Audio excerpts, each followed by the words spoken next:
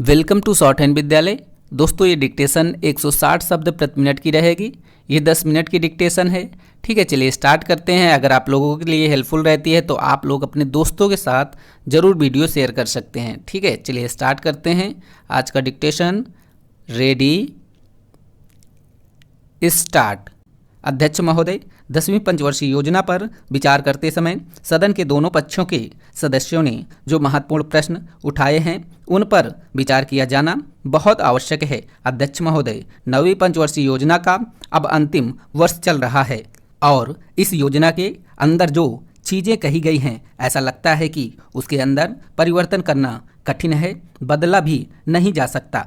अध्यक्ष महोदय, कुछ चीज़ें की जा सकती हैं, उसके अंदर आज भी कुल कितना खर्च है यह तय नहीं किया गया, केवल कटौती ही निश्चित की गई है। शुरू में मैं यह कहना चाहता हूं कि यहाँ पर कुछ सदस्यों ने जो यह प्रश्न उठाया था कि इस पंचवर्षीय योजना का आशय कुछ सरकारी पक्ष से भी बताया गया है। इसके अंदर कमियां हैं और बहुत सी कमियां हैं जिसके ऊपर मैं यहाँ कुछ दोषारोपण नहीं करना चाहता हूँ। मैं चाहता भी हूँ कि इस तरह से प्रश्न न उठाए जाए तो ज़्यादा अच्छा है। यह योजना सरकार ने बनाई है, यह योजना मंत्रिमंडल ने पहले बनाई और अनुमोदन होने के बाद भी इसमें कुछ कमियां रह गई हैं।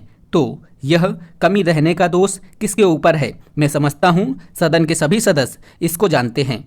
बहुत से लोगों ने दिल्ली के प्रश्न उठाए, जो दिल्ली के साथ अन्याय किया गया है, तो मैं समझता हूँ इस बारे में सब आवाज़ उठाएं। इस बात की आज ज़्यादा ज़रूरत है। मैं यह कहना चाहता हूँ भारत सरकार से या जिन्होंने ये सारी योजनाएं बनाई उन्होंने वास्तव में यहाँ के साथ बहुत बुरा किया, यहाँ के साथ अन्याय किया, क्योंकि उन्होंने इस पंचवर्षीय योजना को बनाते समय ध्यान नहीं दिया कि क्या योजना बना रहे हैं, गलत बना रहे हैं या सही बना रहे हैं, इनसे क्या लाभ हानि होगा, इन सब बातों पर उन्होंने विचार नहीं किया।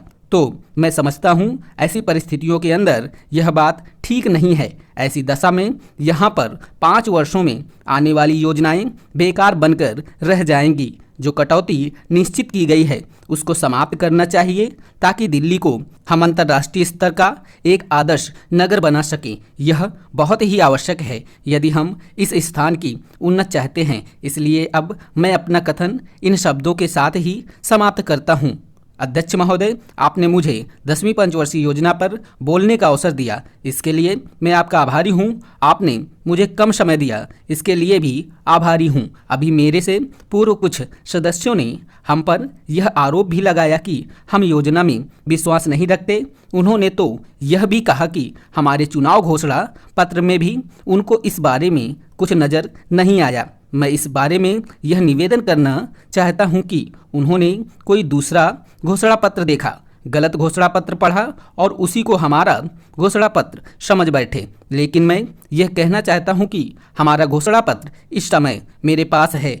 इस घोषणा पत्र में हमारी घोषणा में योजना के बारे में स्पष्ट रूप से कहा गया है कि हम योजना पर विश्वास रखते हैं, लेकिन ऐसी योजना पर विश्वास नहीं रखते जो जनता के दुखों को दूर नहीं कर सकती, जो जनता के कष्ट दूर नहीं कर सकती। आज तक जितनी भी योजनाएं बनाई गई हैं, जिन्हें हम पहली पंचवर्षीय योजना, दूसरी पंचवर्षीय योजना और 10वीं पंचवर्षीय योजना आदि कहते हैं, और उन योजनाओं में हमने जो कुछ निर्धारित किया उनसे हम जनता के दुखों को दूर नहीं कर सके और जनता के कष्ट दूर नहीं हुए।